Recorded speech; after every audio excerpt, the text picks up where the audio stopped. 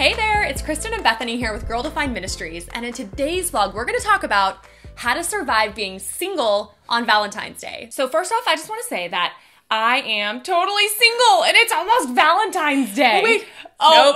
Nope. No ring. No ring yet.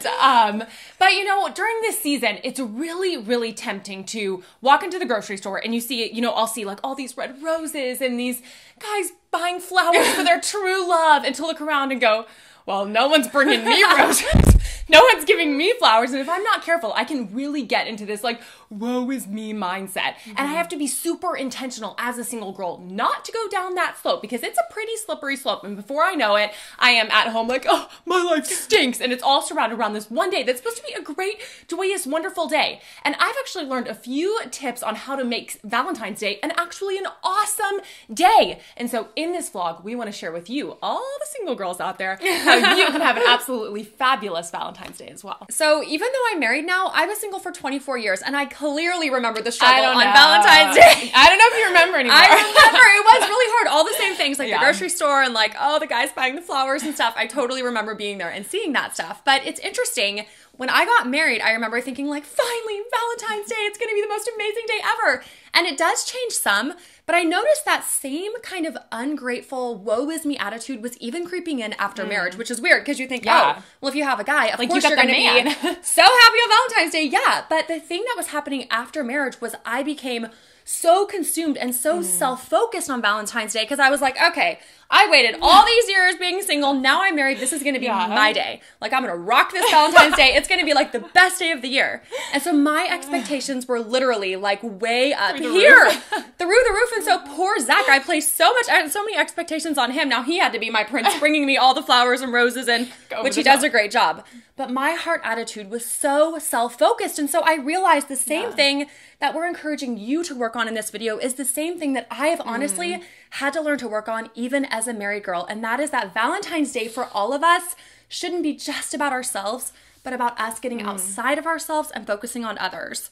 And so here's a verse in Philippians that has really been such a huge encouragement to me. So Philippians 2:3-4 says this: do nothing from rivalry or conceit, but in humility count others more significant than yourselves. Let each of you look not only to his own interest, but also to the interest of others. And the last part of that verse is really the one I want to highlight here, that says, look not only to your own interests, but also to the interest of others. And I think on Valentine's Day, for all of us, honestly, whether you're married or single, we can tend to look to our own interests and only care about what we're not getting or what we are getting or our expectations and having the perfect day for us. And we can honestly forget to make it a day about loving others. Because after all, it's a day about love, right? And so we become so self-focused that we're blind to the fact that this could be an amazing opportunity to reach out and love others and make it a day about us serving and loving others and really just showing them the love of Christ. So what can we do? If we're single, like myself and like many of you out there, what can we do when Valentine's Day is actually here and you're like, okay, well, I have to do something that day. I don't just want to like sit at home and like, by myself. I mean, it's good to like proactively plan ahead and do some things. So I'm going to share with you what I'm doing this year. So a few weeks ago, I was like, okay, I want to do something fun on Valentine's Day. Like, I want to do something. There's other single people out there. Like, let's rally together and let's do something like really fun together. Like, we can love each other. We might not have like a boyfriend or girlfriend or husband to love, but we have other single people around us. Yeah. And so I was like, I'm going to take some initiative. So we have a big rodeo coming to town, and there's actually going to be a Christian family night, which falls on February 14th. So I ended up planning a huge group of single people, and we're all going to the rodeo together. And I'm honestly so excited about it. I haven't even thought once about like, oh, I'm going to be so sad this year. What am I going to do? I'm going to be all alone, because I've been so looking forward to the rodeo. So my challenge for you as a single girl is to think ahead. Don't wait for someone else to invite you to something. Don't wait for someone else to plan. Don't get to the woe is me, no one cares about me. Be the one to proactively plan. Think of the single girls around you. Think of the single girls and guys, and think, what could I do? Maybe I could plan something small. Maybe we could go to a coffee shop and play games. There's so many options. Yeah, like a million ideas. Anything. Just think outside of yourself and think how you could bless someone else. Maybe it's just baking cookies and going and dropping it off for some friends or some older folks around. Just do something to where you can get out, bless some other people, rally together, and do something fun. Don't sit at home and just cry by yourself. That wouldn't be fun. fun. I challenge you to be proactive this Valentine's Day. So this year, even though I'm married, I am really trying to be proactive and get outside of myself and kind of lose that self-focused mindset. I've recently honestly been convicted about that. She's doing a great job. I have been so selfish on past Valentine's Days, literally, and I was even feeling so convicted, like I need to get outside of myself even on this day. And so this year, I'm actually planning a super fun girls' night that we're gonna have the day before Valentine's Day for some girls at my church that some are single, some are married, but just gonna have a super fun girls' night. We're actually gonna paint nails and do some fun girly stuff. And so I'm planning that. And then on Valentine's Day,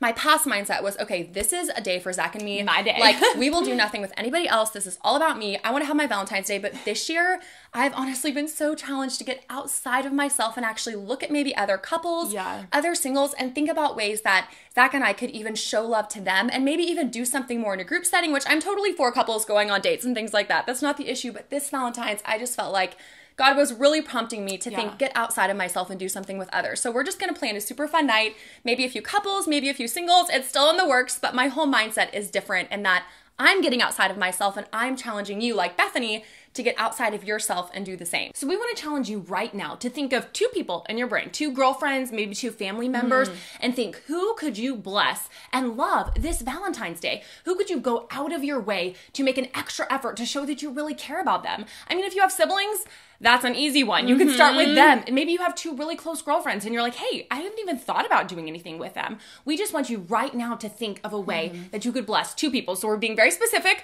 We're wanting you to bless 2 people on Valentine's Day. We would love to hear how you're going to go about this. So you can actually comment below and tell us what you're going to do. We would even like more ideas. Yes, and maybe if the girls down in the comments, you can all read each other's comments and see what each other's doing, and that might even spur you on. Thank you so much for watching this video. If you liked it, give us a thumbs up. If you want to see more from us, you can subscribe to our channel below. We post new videos every Wednesday. Ready? I thought you always kicked us off. I know. We look at each other. I was bringing the energy. I know. Because that's how I did it. I was like, she was my crybaby. Oh, sorry for my dragon breath. Ew! Well, bad breath. And then I so thought I I was like this. No, I thought I was looking at you. That's why I kept looking at you. Okay. I was like, you were getting Mr. Reedy. Okay. Did you like how I did the ring finger? Because I had to look to see if you had your purity ring on. Okay, so 3, 2, 1, go. So what can sorry. I thought you meant 3, 2, 1, me go. I'm like, wait, I'm not going again. Nay! Okay, 3, 2, 1.